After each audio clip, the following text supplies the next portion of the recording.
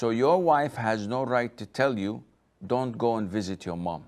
Your mom has no right to interfere in your wife's lifestyle, and you will be sinful if you obey her.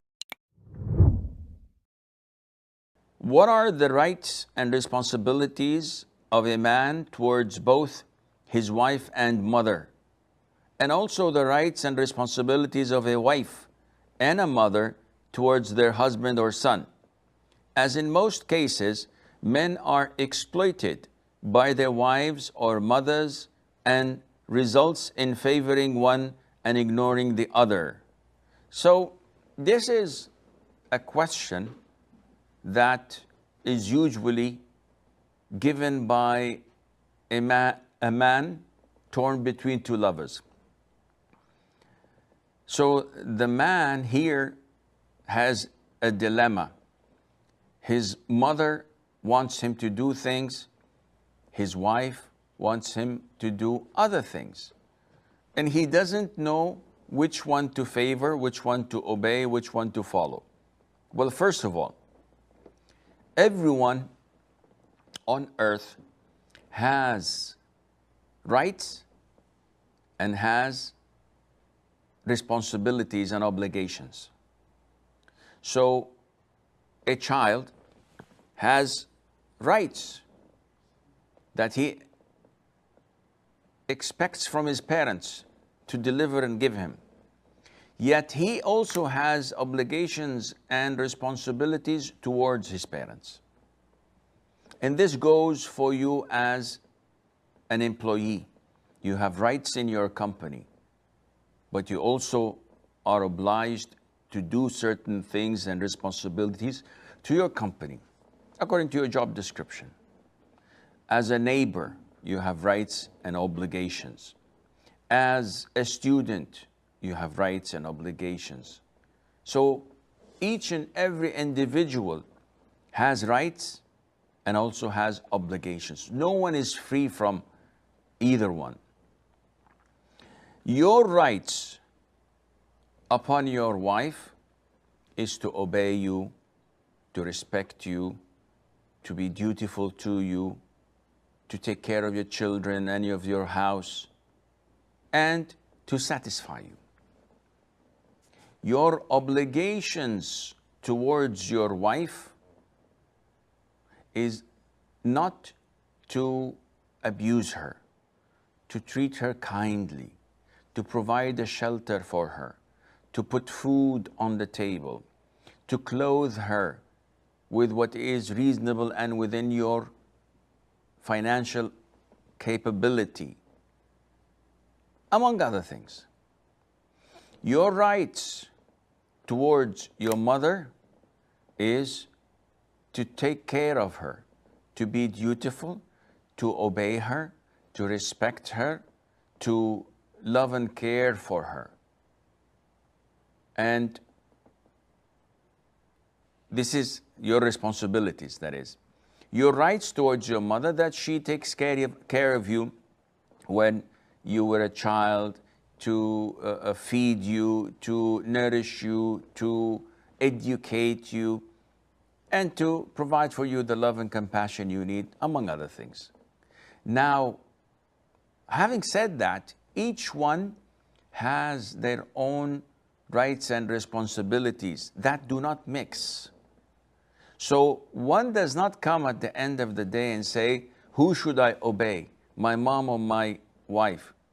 There's no relationship. Your obedience to your mother is within your mother's circle, and your obedience, if any, to your wife is within your wife's circle. So your wife has no right to tell you, don't go and visit your mom.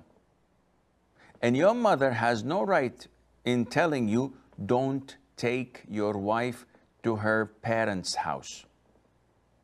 This is totally unacceptable.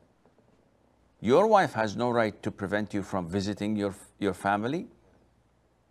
She has no right in instructing you to do anything if you were a real man. And likewise, your mom has no right to interfere in your wife's lifestyle. She has no right to tell you or to dictate upon you that she must not go to the restaurant except once a month, that she should not see her parents' house except once a week for half an hour or less. She should not spend the night there. This is none of her business. And you will be sinful if you obey your mom or obey your father in such issues. Unfortunately, in so many countries, especially in the subcontinent, and I don't know why this is the case. Maybe it's from the Hindu heritage or something, I don't know. The daughter-in-law is treated as a servant. So when I marry a woman who my mom is pleased with her submission and obedience to her. And once we get married, she becomes the servant of the house.